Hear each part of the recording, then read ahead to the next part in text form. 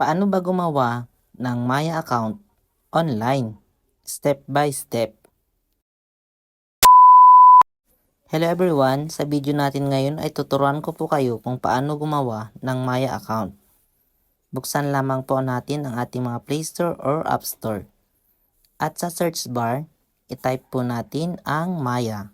Pagkatapos po nating ma-type ang Maya, pindutin lamang po natin ang search. At ayan na nga po, nakikita na po natin ang Maya. Pindutin lamang po natin ang download para po may download na po natin ito.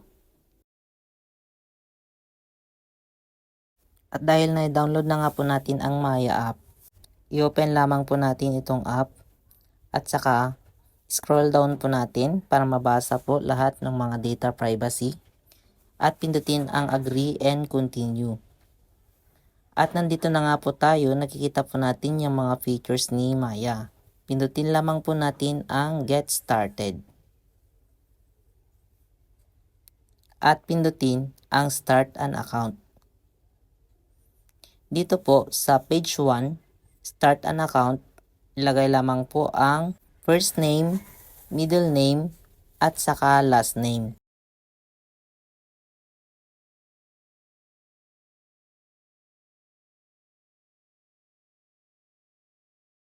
Optional po ang paglalagay ng email address. Pwede po itong hindi ilagay. Pagkatapos, pindutin lamang po natin ang continue. At dito po sa page 2, set your login details. Ilagay po ang contact number or mobile number na gagamitin sa pag-open po ng ating Maya account. At pagkatapos ay pindutin ang password at gumawa tayo ng ating sariling password.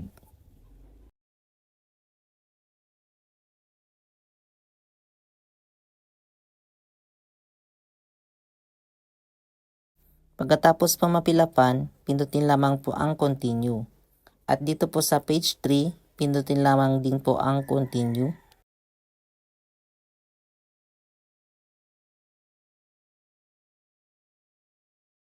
Pindutin po ang save dito sa page 4 of 4. I-enter po ang 6-digit PIN na na-text po sa inyong inilagay na contact number or mobile number at saka pindutin ang verify. You're in. Welcome to Maya. Yan, kailangan na po nating i-upgrade para mas ma-unlock po ang iba't iba pang features. Pindutin po natin itong upgrade now.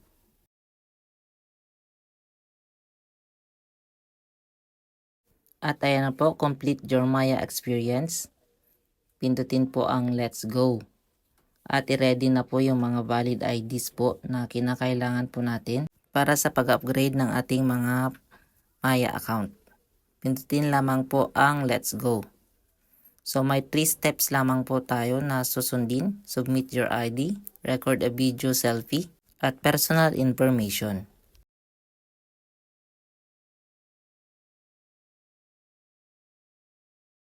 Makikita po natin yan dito po sa listahan ng mga valid IDs na pwede pong gamitin. Mamimili lang po tayo dyan. Pagkatapos ay pindutin lamang po natin ang continue. Magpo-proceed na po yan sa camera. Make sure lamang po na nasa inyo na po ang inyong mga valid IDs na gagamitin po para hindi po tayo matagalan sa paggawa ng ating mga Maya account. Siguraduhin lamang po na malinaw ang pagkakakuha po ng ating mga picture. Siguraduhin lamang po na may sapat na liwanag para po hindi mag-error. Pagkatapos mapicturan ang front ng ating mga ID, ay isunod naman po natin ang back. Same procedure lamang po ang pagkuha ng front and back ng ating mga IDs. Pagkatapos makuha ng ating mga IDs, ay dadako naman po tayo dito po sa selfie or video selfie. Pindutin lamang po ang continue. Sundan lamang po ang nakasulat sa inyong screen.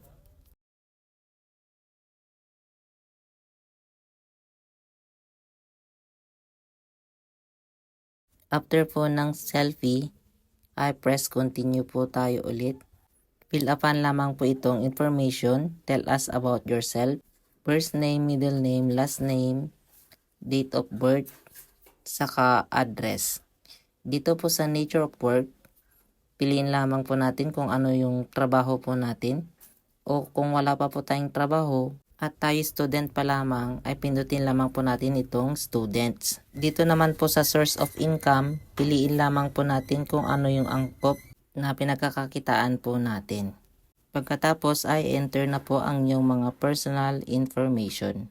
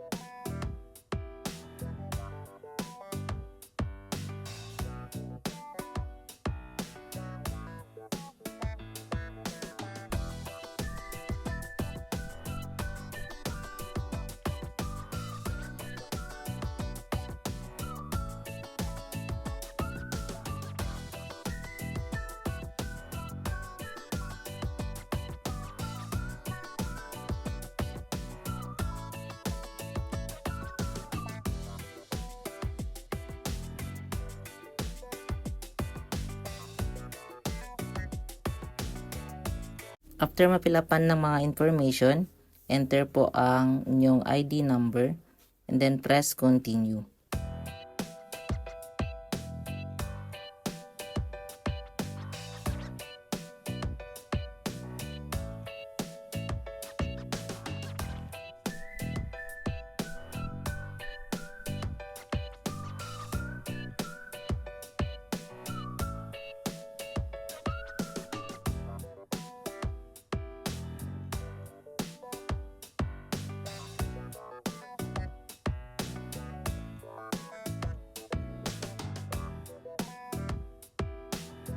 Press lamang po natin ulit ang continue.